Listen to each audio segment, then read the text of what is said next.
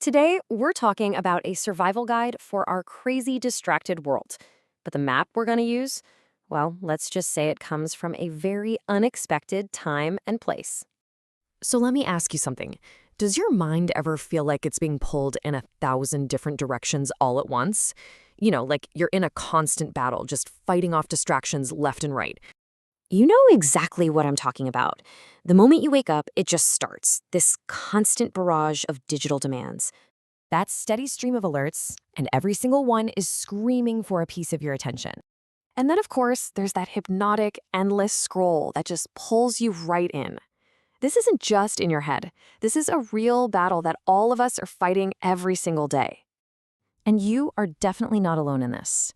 That feeling of being constantly under siege, it's a shared experience. The struggle to just lock in on one important thing has become one of the biggest challenges of our time. But what if the answer to navigating all this modern chaos wasn't some new productivity hack? What if the best guide for right now was actually written way, way back in 1918?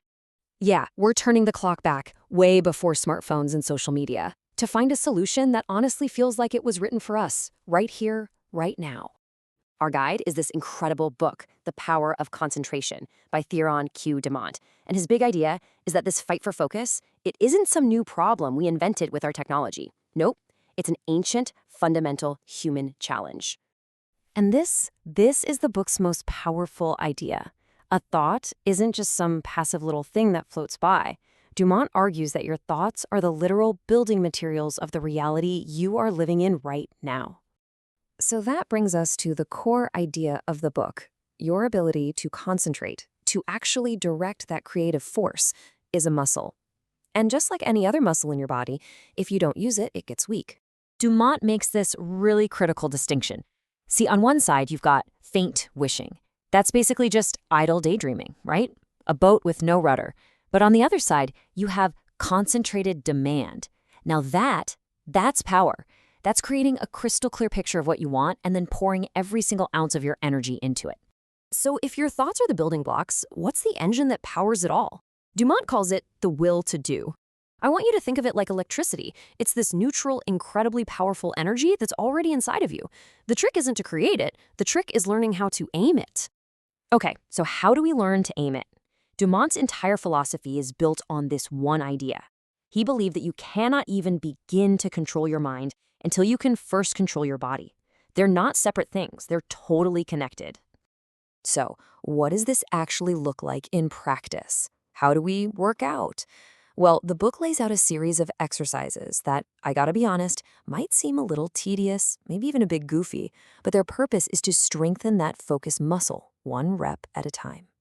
The starting principle is super simple. Mental control begins with physical control. The whole goal is to gain command over all those little involuntary movements, the fidgeting and twitching, so that your actions become entirely voluntary. All right, here is your first challenge straight from the book. Find a comfortable chair, sit in it, and for 5 straight minutes, try to be perfectly, totally still. I mean, no fidgeting, no twitches, nothing. It sounds so easy, right? But it is so much harder than you think.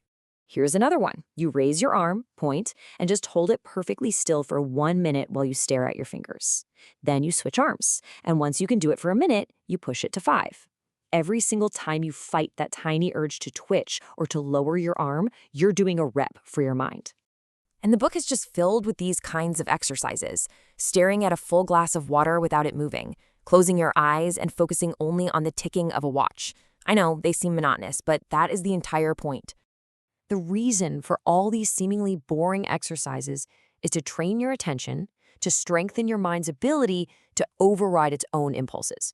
Your attention is going to rebel, it's going to want to wander, but you have to be the one in control, not the other way around.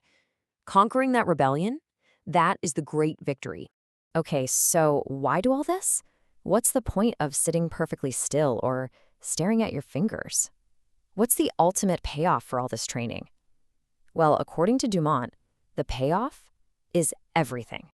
This quote, this one has been ringing in my head ever since I first read it. By focusing your will, by making that one supreme effort, you can achieve the seemingly impossible. This isn't just about getting more work done. It's about fundamentally changing the entire trajectory of your life. And I want you to see this not as some dusty old quote from a forgotten book, but as a direct challenge, a call to action for every single one of us living in this noisy, distracted world. So I'm going to leave you with this question. Not 10 things you need to do, just one.